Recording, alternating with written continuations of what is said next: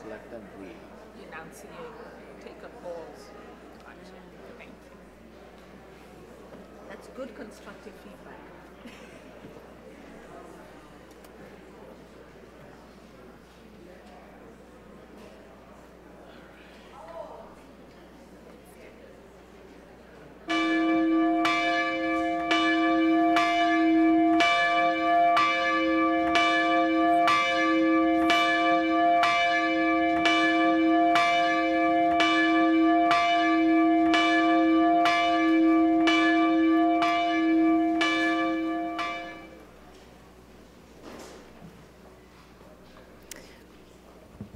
Buenos días y bienvenidos.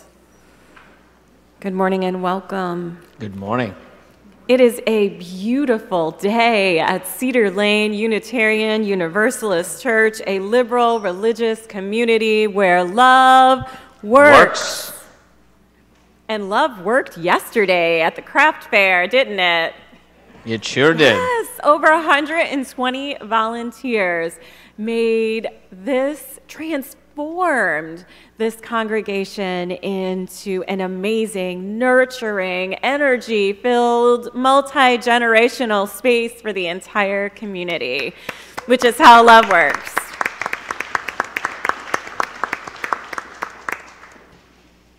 I am so glad that we're here together this morning, and I want you to know that whoever you are, wherever you're, whomever you love, wherever you are on life's journey, and whatever your gender identity, your beliefs, or immigration status, you are welcome here. A special welcome to those joining our service online, whether in the moment or catching up with us later. We're glad to have you with us too. If you're new to Cedar Lane, we have a small gift for you. So I invite you to raise your hand nice and high if you're comfortable doing so, and keep it raised while our ushers and greeters find you. All are invited to stay after the service today to enjoy coffee and conversation. Visitors, if you choose to use a yellow mug, our members and friends will greet you, because at Cedar Lane, yellow means hello. In a moment, we're going to turn and greet one another. But before we do so, I want to draw your attention to this amazing insert in your order of celebration. There are so many things happening in our congregation throughout the week and throughout the month, and we list them in the insert. And we're going to lift up a few highlights for you. First, I want to take note of Betsy Binks, who is one of our pastoral visitors. And our pastoral visitors work closely with ministers to support the pastoral ministries of the congregation.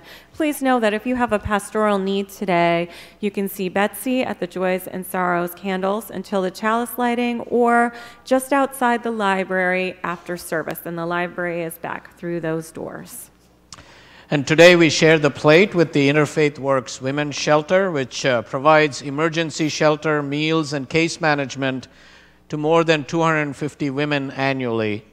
This 65-bed facility that's located in Rockville acts as an intake and assessment center for all single adult homeless women in our county. In addition, residents have access to vocational services and dental, medical, and behavioral health care services in the same facility. So last year, 45% of the residents moved on to better housing. And so I hope we will support this community-based organization through our Share the Plate this morning. Immediately after service in the library, we're going to have a new member orientation. So if you're new to Cedar Lane, if you're interested in learning more about Unitarian Universalism or membership, please do come to the library. If you can't make it, send me an email and we can meet one-on-one. I really look forward to connecting. What if people want to have a refresher, Katie? Can they still come? Oh, yes. Please do come for a refresher also. I know you're all experts on Unitarian Universalism, but if you really want a few more talking points, do come on over. Absolutely. You're also invited to a free symposium on climate faith and advocacy right here in our sanctuary at 2:30 today. The symposium will feature a keynote address by Reverend Fletcher Harper on the absolute urgency of religious action for Earth. An interfaith panel and breakout sessions on climate change will be occurring as well. And the Interfaith panel will be featuring many different speakers from different faith traditions, including our own Jim Lawrenson, who is the chair of our Environmental Justice Ministry team. So join us this afternoon.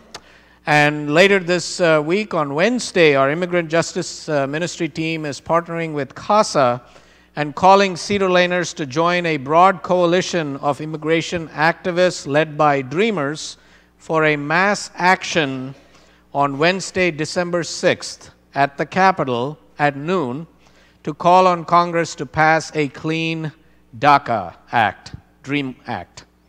So we'll be traveling by bus. We have a bus that CASA is generously providing us, and or by metro as well, to get to the Capitol. So we'll be leaving around 11 to get there before noon. And we're hoping 50 Cedar Laners will be able to join others from around the region, 50, which is, I think, eminently manageable. So I hope you will consider going on Wednesday, and if you're able, please see Jim Driscoll. Jim, would you please rise as he's taking sign-ups for the bus ride. Thank you, Jim. Next Sunday's evening forum will occur at 7:30 p.m. and will feature Harun Mogul, author of How to Be a Muslim, an American Story, and it was published by our own Beacon Press. And Harun's a powerful speaker. If you haven't heard him on NPR, I would encourage the Terry Gross interview that he gave a few months back, which was an incredible interview and a conversation that Terry Gross had with him. But we're looking forward to welcoming him to Cedar Lane next Sunday at 7:30. And I guess now we turn and greet our neighbors and our friends with special attention to our newcomers. Welcome. Hello again, neighbor. We should take this shtick on the road.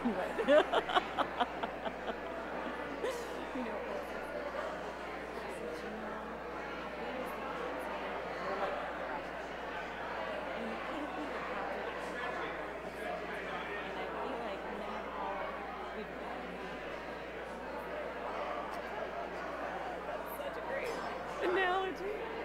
So the ship's moving. Oh, that's really sweet.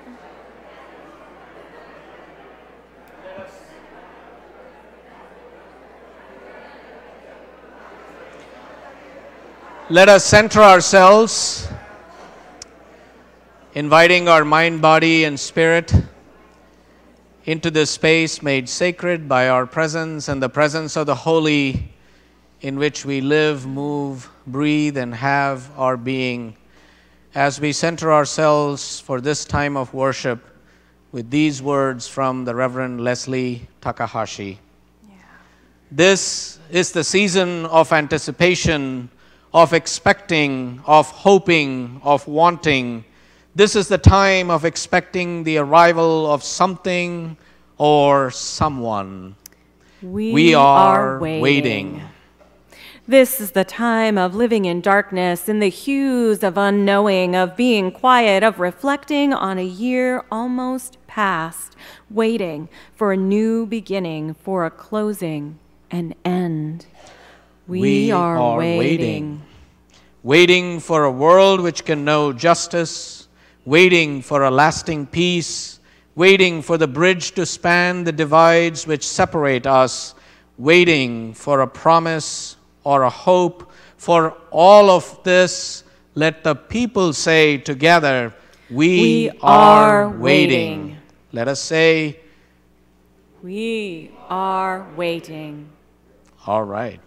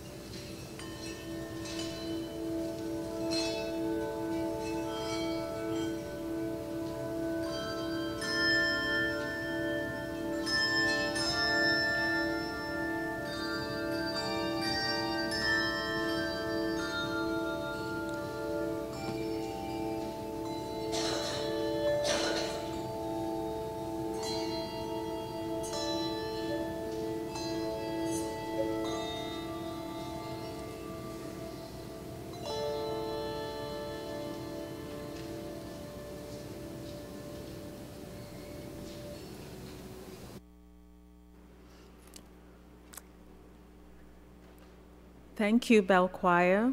That was very calming. As Jean Moyer comes forward to kindle our chalice, symbol of our shared faith, please rise in body and or in spirit to share the chalice lighting words printed in your order of celebration.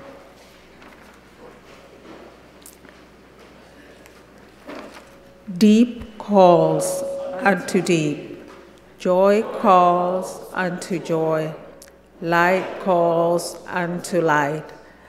Let the kindling of this flame rekindle in us the inner light of love, peace, and hope.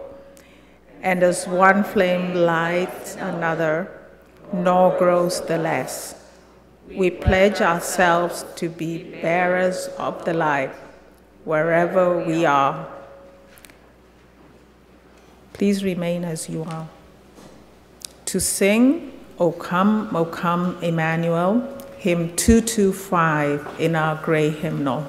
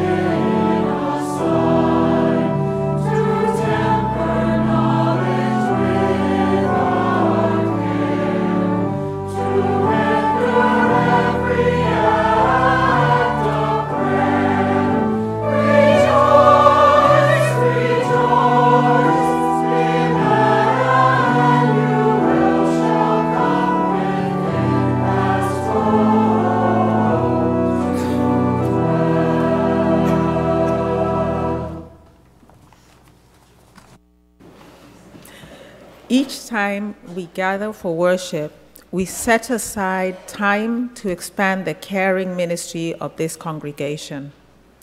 We gather not for our needs alone, but to bear witness to the joys, sorrows, and milestones that unfold in all our lives, and to serve as companions to one another throughout these profound journeys of faith. We gather to build the beloved community where all souls are welcome and lives are rendered whole and reconciled. Our hearts are with those for whom parenting is the primary spiritual practice.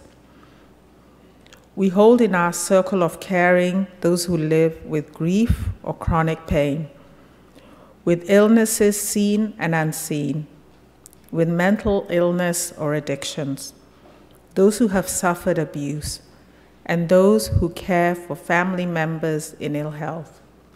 We hold in our hearts and prayers Mary Stewart and John Giovanelli.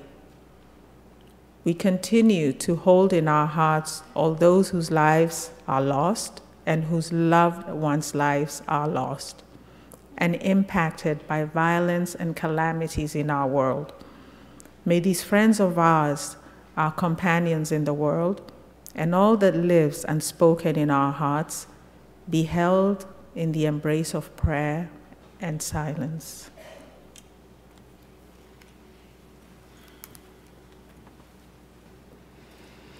Let us enter a space of prayer or meditation.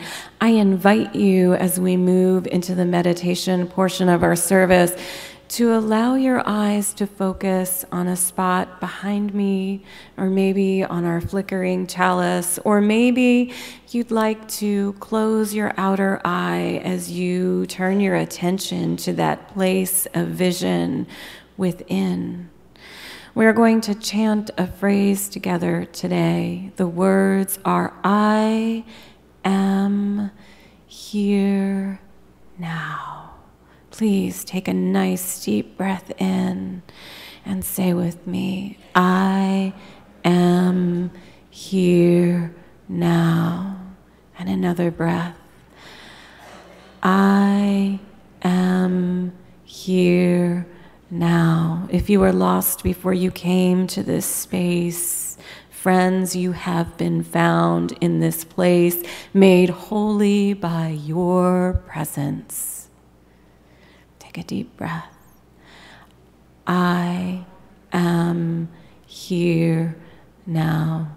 And as I ring the chime, let us enter our first period of silence together.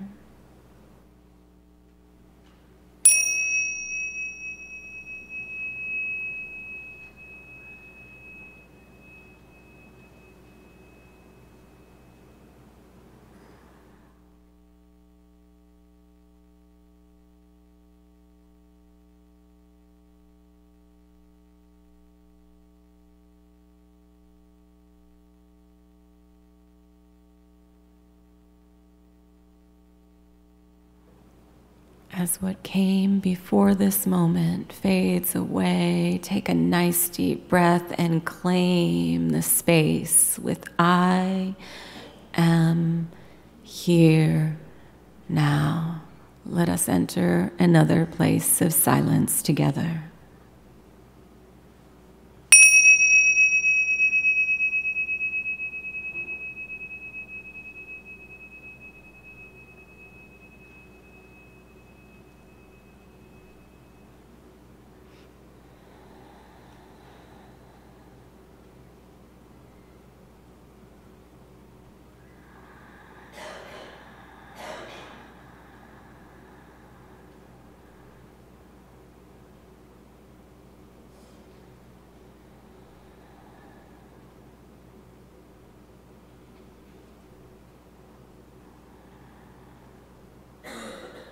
Taking a nice deep breath in. I am here now. Let us pray. Holy One, God of many names, moving in as and through and around each and every one of us. Spark of light, still small voice within each person gathered here, turn up your volume. Turn up the volume so we may hear the whispers of hope and possibility, even in the face of oppression. Oh, holy voice within us and around us, whispering of hope, call us to justice making. Call us to account. Call all oppressors to account as you hold us in holy hope that there can be more good in the world, that there can be more good in each of us, that there can be more good in life. Let us claim this good by saying, I am here now. And as we enter this next period of silence, if you are mourning the loss of a loved one or the anniversary of a loss, I invite you to rise in body or spirit until we hear the sound of the chime.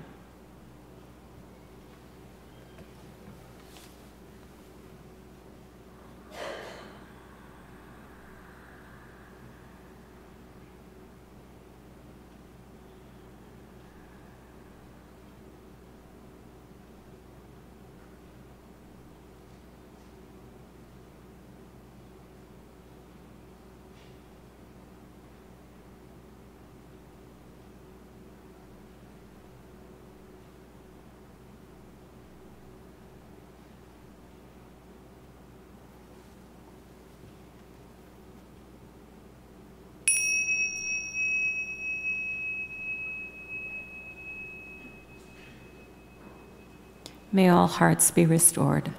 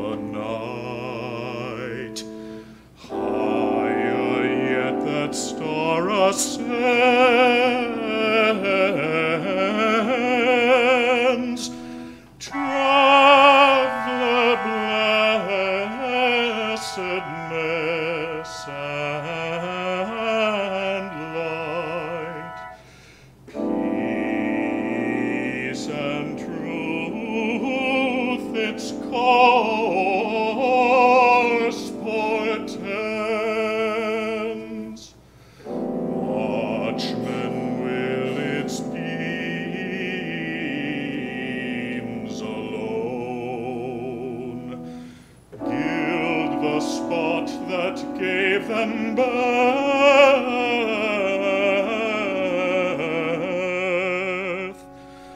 Traveler ages are its own.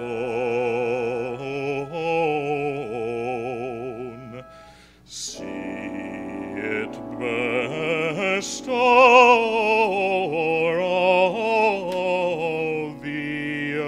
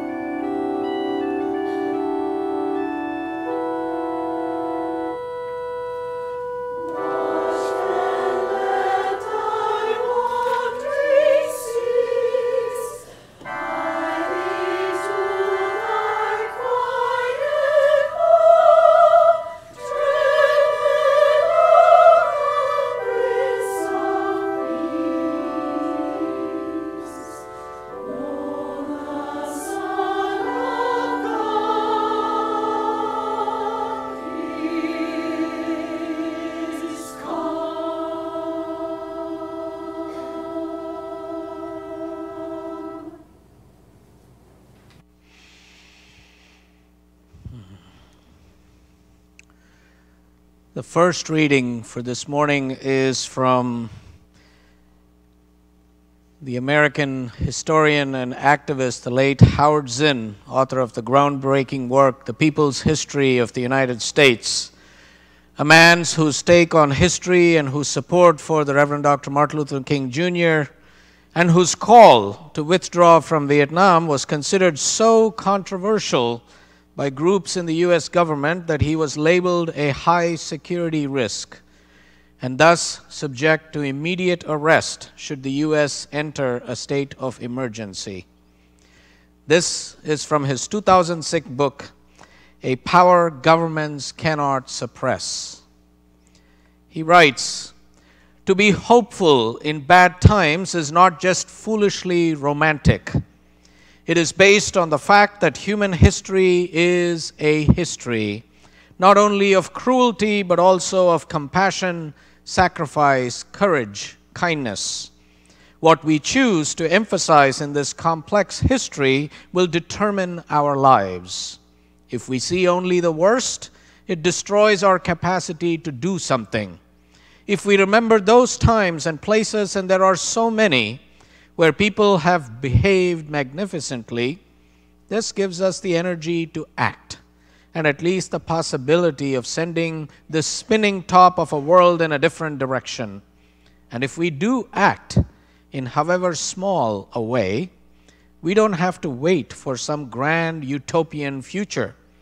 The future is an infinite succession of presents, and to live now as we think human beings should live, in defiance of all that is bad around us, is itself a marvelous victory. The second reading also comes from an outspoken and activist author, the Indian novelist Arundhati Roy. Her novel, The God of Small Things, won accolades worldwide, including the Booker Prize. But Arundhati Roy does not confine her activism to fiction. She's also very visionary and political, filled with a fiery hope and strong critiques of worldwide government-sponsored oppression and capitalism. She writes, "Our strategy should be not only to confront empire, but to lay siege to it, to deprive it of oxygen, to shame it, to mock it, with our art, our music, our literature, our stubbornness, our joy, our brilliance, our sheer relentlessness, and our ability to tell our own stories. Stories that are different from the ones we are being brainwashed to believe. The corporate revolution will collapse if we refuse to buy what they are selling. Their ideas, their version of history, their wars, their weapons, their notion of inevitability. Remember this," she writes, "we be many and they be few. They need us more than we need them. Another world is not only possible, she is on her way. On a quiet day, I can hear her breathing. On a quiet day, I can hear her breathing." Thus conclude the readings for this morning.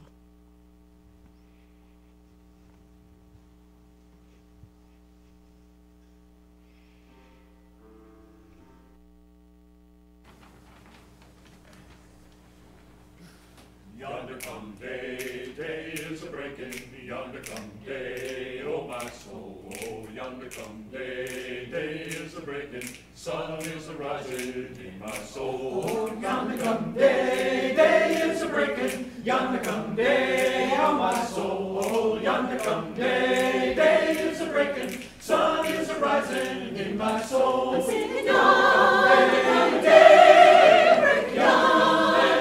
Oh my soul.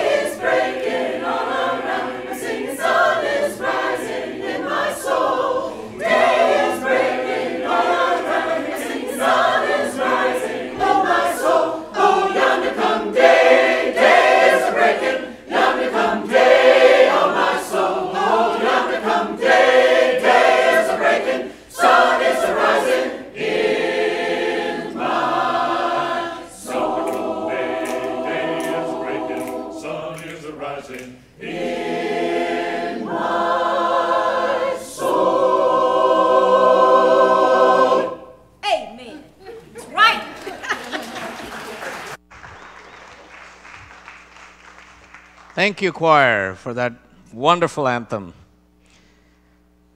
Today is the first Sunday of Advent in the Christian calendar, a time of expectation and waiting. Because our human spirit requires it in all cultures, there is a time, represented by this time, when the world is dark and inviting, when the soul leans into that darkness and remembers and prepares, blending together in an experience of yearning, longing for hope, for the birth of a child, or for the deliverance of a people, or for personal enlightenment, for the healing of a soul, or for reunion with all that is. But Advent is so much more than just waiting. Advent is an invitation to religious growth, to experience life at a deeper level. Advent is Christian language for the process of nurturing and birthing a change of heart, a transformation, a personal commitment of our lives to God. Or, in humanist language, a personal commitment to living by the highest values and convictions we know and aspire to so that there is a better tomorrow. Advent, therefore, represents hope, an active hope. Hope is something we all need and could use. We have all walked on lonely and painful roads, finding ourselves standing and companioning in the valley of death and despair. Pain and suffering, loneliness and deprivation, loss and grief are all part of the human condition. We get sick, we get divorced or laid off, we struggle with loss, our loved ones go through similar situations, and we worry about them as well. And living in today's world is in itself a source of anxiety and worry. We live today in a world sick with plenty and not enough generosity. The massive tax package, for example, that our beloved Republican leaders rammed through the House and Senate over the last few weeks is a shining example of just how hollow, duplicitous their concern for life is. The proposed bill gives more than $1 trillion in tax breaks to the rich and to corporations. And it pays for those cuts with a tax hike on the middle class, cuts to health care for seniors, children, and people with disabilities, and it repeals an Affordable Care Act provision that would leave 13 million more people without insurance. To lavish gifts on the rich and corporations while demolishing any chance at a decent life for many other people who need help is not only cruel, but, dare I say, sinful. And this, my friends, is the darkness of our common cultural winter. And I hope that this is the darkness before the lengthening dawn. I hope this is the winter's darkness and nothing more. I yearn for leaders who work for the people, who bear a disproportionate burden of the work and taxes than for the corporations and wealthy who are being given more and more entitlements and loopholes. I yearn for leaders who are unafraid to name our deep sickness and unafraid to risk calling for our participation in healing that sickness. I yearn for leaders who are bold enough to call on our capacity to acknowledge the extent of the work that needs to be done, and then call upon our capacity and courage to sacrifice to do that work. And this is where such a thing happens. In this sanctuary, where you, each of you, bring your successes and failures, your hurts and your hopes, and your resilience. In this congregation and places like it, where people bring their courage to struggle with their own lives and with the relationships out there that form the basis of civil and civic society. This is where we can learn to support inspired leaders of both parties if they would but lead.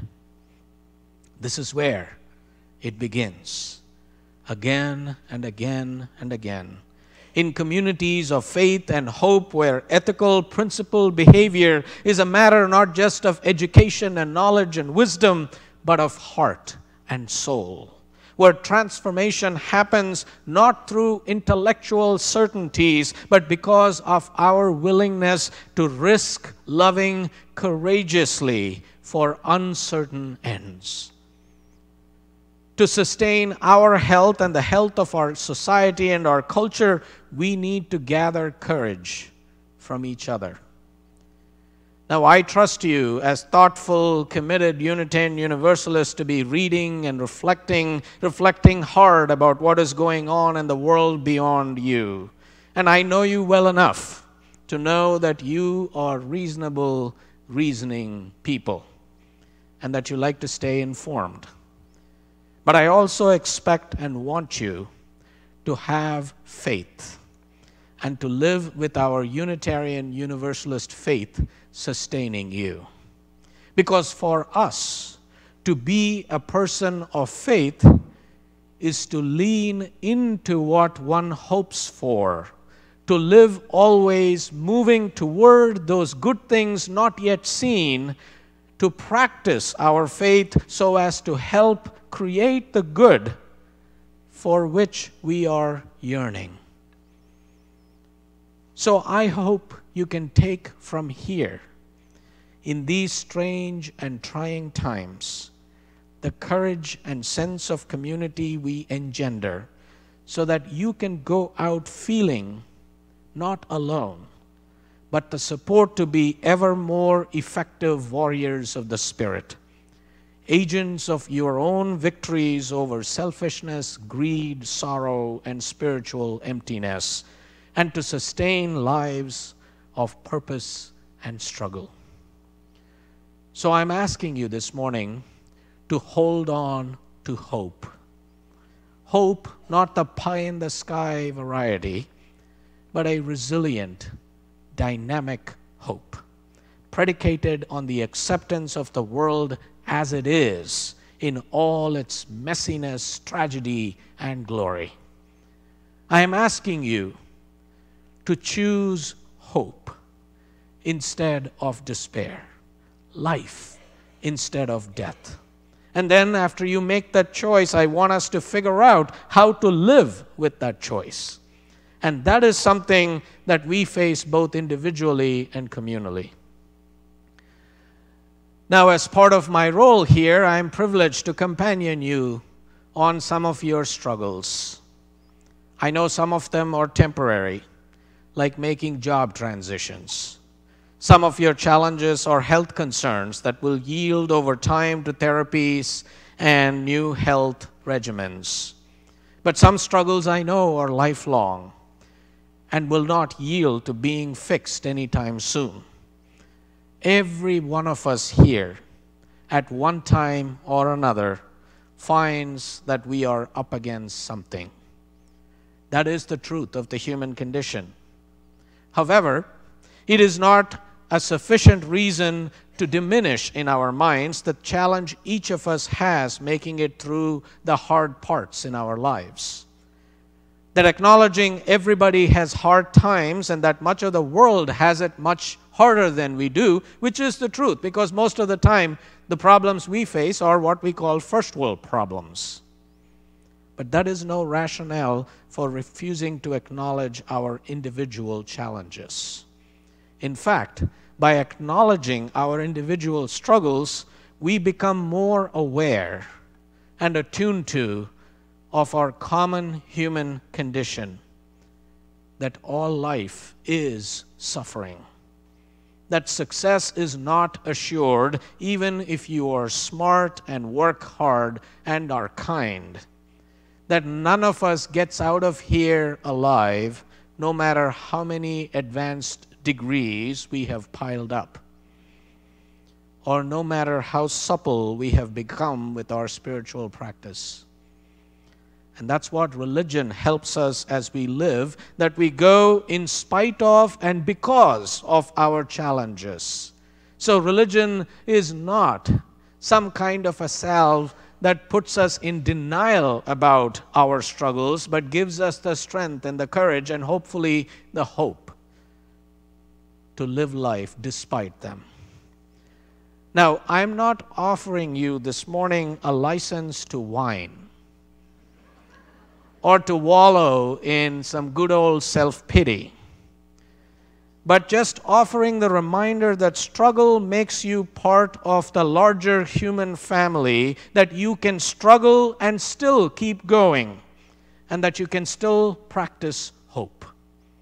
Because living out of hope is historically and theologically what liberal religion is all about. Unitarian Universalist theologian James Luther Adams was a powerful advocate for understanding our Unitarian Universalist faith in its social context rather than just the individual. He said, our task as people of faith is to act in the world, even in the face of seemingly impossibly difficult situations, on the belief that history has a meaning. Not only in our personal lives, but also in our life in community. He said we really do have to work and love and dance and sing in such a way that we are not hobbled by doubt and despair and cynicism. Now, Arundhati Roy said it with even greater power. Our strategy should be not only to confront empire, but to lay siege to it, to deprive it of oxygen. Now, there's a metaphor. With our art, our music, our literature, our stubbornness, our joy, our brilliance, our sheer relentlessness, and our ability to tell our own stories. Stories that are different from the ones we are being brainwashed to believe. The corporate revolution, she pronounces, will collapse if we refuse to buy what they are selling, their version of history, their notion of inevitability. Notion of inevitability, that's the antonym of hope. And that's the spirit with which Mahatma Gandhi undertook his terribly unlikely struggle to attain independence from the British through peaceful means. And that is the spirit that Liu Xiaobo, the late Chinese activist and Nobel Peace Prize winner who passed away last year, carried throughout his life to his death. The hope for a democratic China where human and civil rights are affirmed and practiced. And that is the spirit that all of us must embrace as we make our way through this broken and beautiful world of ours. Maybe not every day, but at times when we are faced with painful struggles, difficult decisions, or thorny and stubborn issues of age-old hatreds and factionalisms, misogyny and greed. So the hope I am talking about is a religious virtue grounded in a stubborn human refusal to concede to the harsh realities of living. It is grounded in a cosmic life that transcends our own embarrassingly brief time on earth. It is grounded in a deep-rooted belief in justice, mercy, and peace.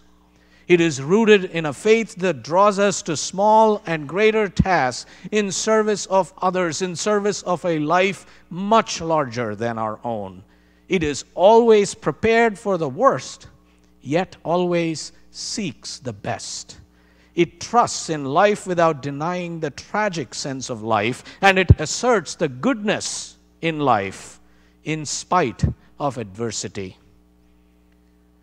All right, preacher, you go. How do we keep that hope alive? How do we work toward that hope? Well, let me tell you a story, a parable, if you will, which comes to us from Quaker philosopher Parker Palmer.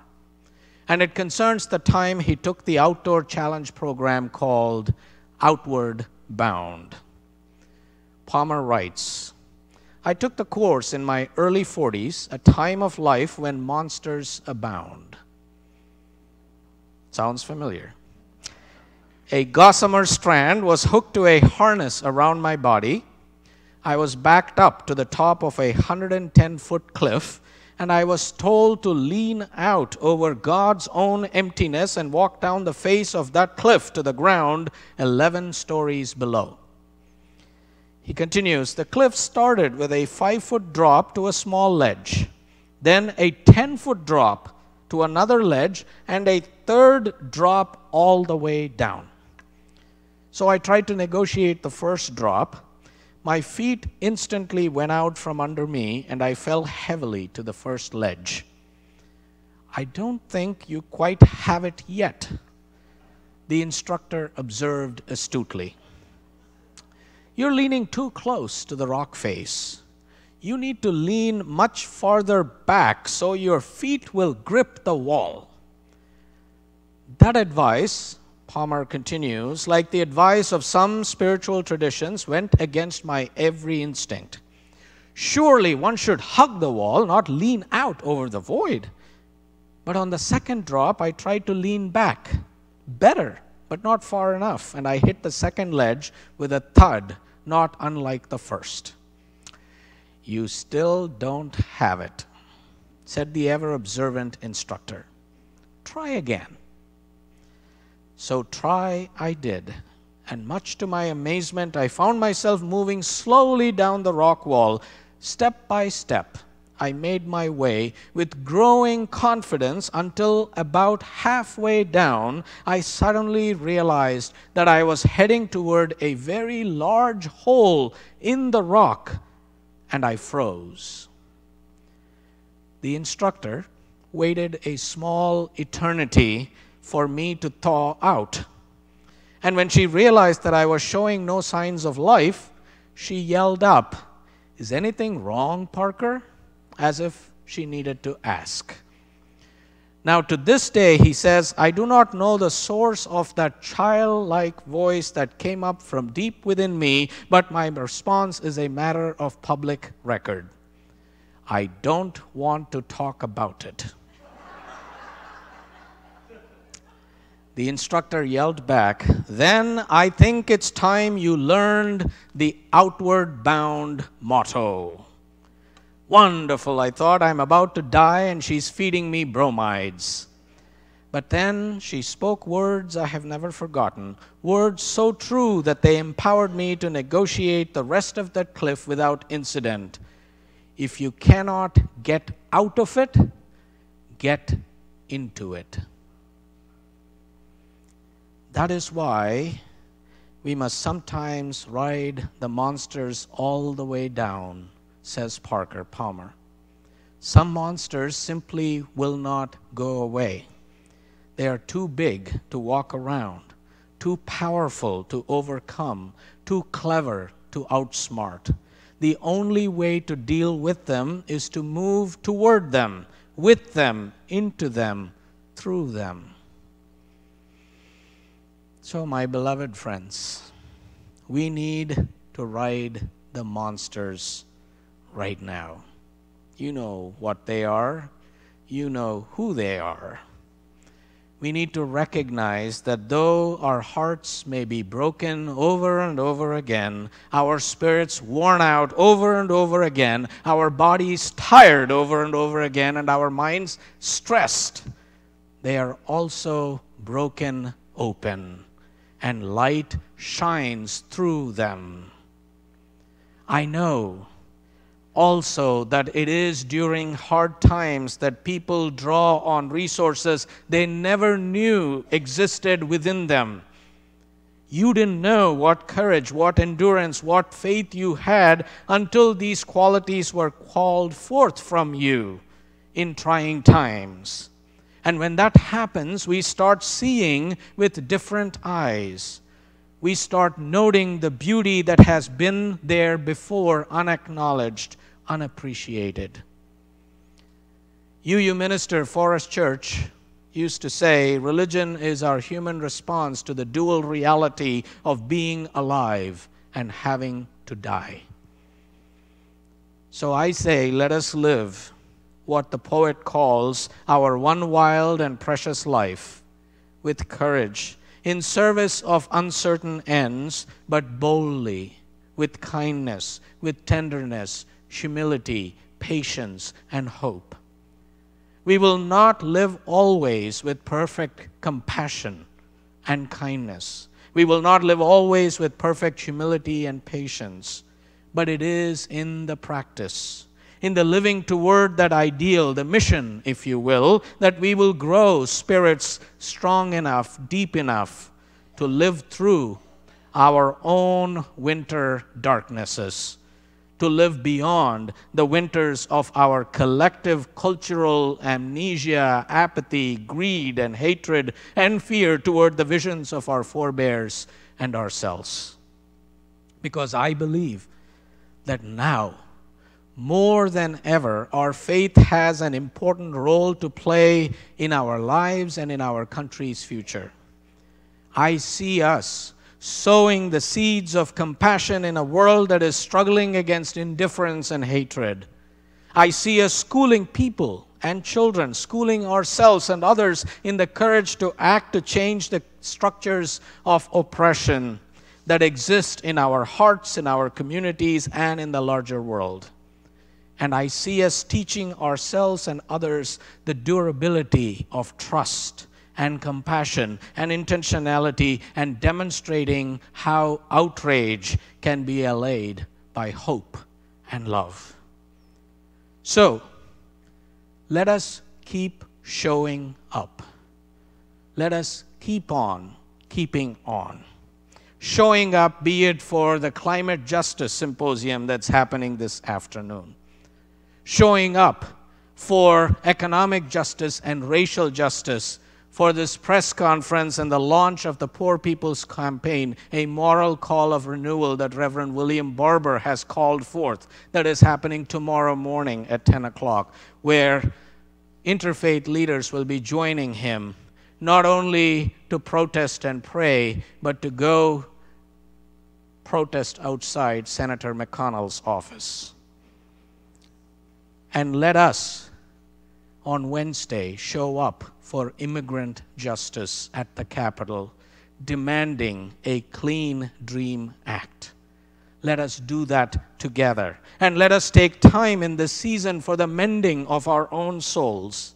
Let us take the time for that which does not even exist. Let us take the time to be still, to wait patiently for hope to be reborn, or as Arundhati Roy said, to hear her breathing. Let us take the time, if we can't get out of it, to get into it. And above all else, let us make the time to choose to bless the world with our gifts. So may it be. Amen. Blessed be. As the ushers come forth to give and receive an offering that sustains and supports the ministry and mission of Cedar Lane Unitarian Universalist Church and the mission of the Interfaith Works Women's Shelter, I invite us to draw from that source of hope and courage, generosity, to give of ourselves to bless the world. The offering will now be given and gratefully received.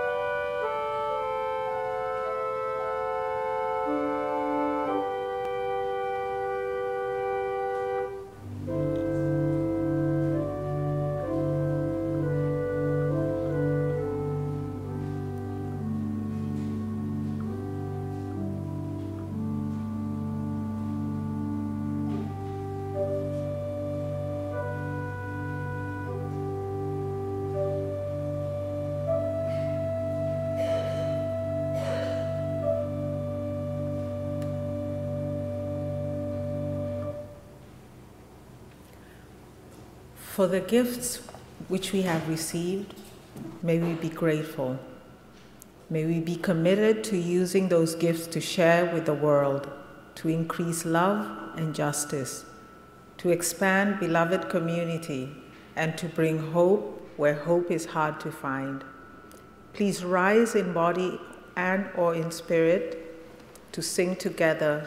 Come sing a song with me, hymn 346 in your gray hymnal.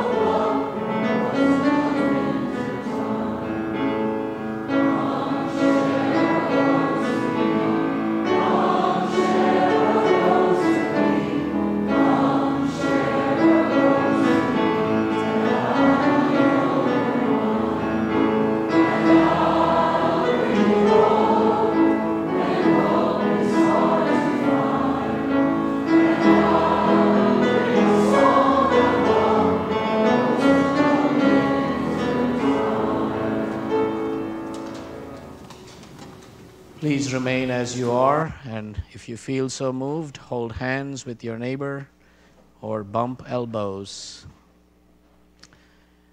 These past few months, we have seen more and more stories of courageous women who have stepped up, stepped forward to call out instances of abuse by people, by men in power, in positions of privilege and control. We have witnessed this all over the map, be it in Hollywood or in the media or in Congress or in public life.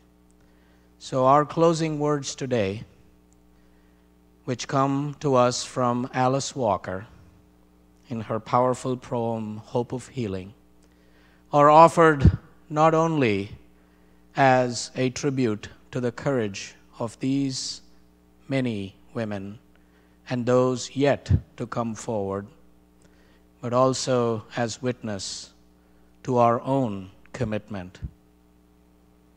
In our despair that justice is slow, we sit with heads bowed, wondering how, even whether we will ever be healed. Perhaps it is a question only the ravaged, the violated, seriously ask. And is that not now almost all of us? But hope is on the way. As usual, hope is a woman herding her children around her. All she retains of who she was, as usual, except for her kids, she has lost almost everything. Hope is a woman who has lost her fear. Hope rises. She always does. Did we fail to notice this in all the stories they have tried to suppress? Hope is always the teacher with the toughest homework. Our assignment? To grasp what has never been breathed in our stolen empire on the hill. Without justice, we will never be healed. Without justice, we will never be healed. Go in peace, go making peace. Live gently, love mightily, bow to the mystery, but always choose hope. Please be seated for the postlude.